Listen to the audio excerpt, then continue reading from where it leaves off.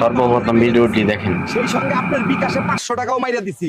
কালকা মাপের সময় আপনার ফিতাটা হরিণের দিকে এমন টান দিবেন, ওর এক হাত জমি যেন আমার পেটে ঢুকে পণ্ডিত সাহেব। গ্রামের জমি জমা নিয়ে ঝগড়া তো লেগেই থাকে। বোকা দেশি কুত্তা ফন্দি আঁটল সীমানার বেড়া ঠেলে প্রতিবেশী হরিণ মিয়ার একটু জায়গা দখল করবে। তাই সে গ্রামের সেরা ধুরন্ধর আমিন শিয়াল পণ্ডিতকে ঘুষ দিতে শিয়ালের কাছে গেল। শিয়াল ভাই, এই নাও নগদ 500 টাকা। ফিতাটা কালকে এমন ভাবে টানবা যাতে হরিণ মিয়ার জায়গার অন্তত 2 হাত আমার ভাগে চলে আসে। আরে টেনশন নিও না কুত্তা ভাই, আমার ফিতা হইলো রাবারের ফিতা, আমি টানলে বাড়ে ছাড়লে কমে। তুমি কাল ম্যাজিক দেখবা। পরের দিন সকালে শিয়াল আমিন চোখে চশমা দিয়ে গলায় বিরাট ফিতা ঝুলিয়ে জমি মাপা শুরু করলো। এদিকে কুত্তা তো মহা খুশি, আজ তার জমি বাড়বে।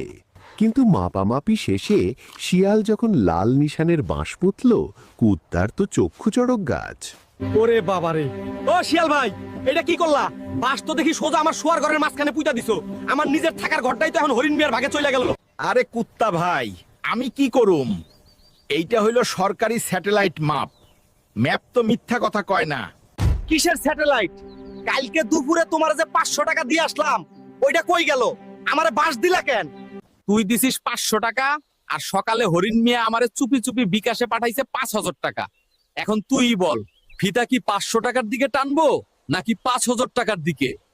আমার ফিতা তো ডিজিটাল ফিতা রে ভাই, যেই দিকে ব্যালেন্স বেশি ওই দিকেই লম্বা হয়। ও এই কথা শুনে কুত্তা মাথা ঘুরে ধপাস করে মাটিতে পড়ে গেল। অন্যের জমি মারতে গিয়ে নিজের শোয়ার ঘরই গায়েব। আর সুযোগ বুঝে শিয়াল ফিতা গুটিয়ে দিল এক ভঁদৌড়। বন্ধুরা, অন্যের জমি বা সম্পদ অন্যায়ভাবে দখল করার চেষ্টা করলে দিন শেষে নিজেরই সবচেয়ে বড় ক্ষতি হয়। কারণ দুর্নীতিবাজরা টাকার কাছে বিক্রি হয়, এরকম লোক আপনার কার কাছে নয়। এলাকায় আছে? তাই অন্যের হক মেরে খাওয়ার চেয়ে তারা comment করে নিজের জানিয়ে যা দিন। আছে তা নিয়েই সন্তুষ্ট থাকা আমাদের এলাকায় সবচেয়ে বড় এরকম বুদ্ধির কাজ। অনেকই আছে। আপনিও যদি এরকম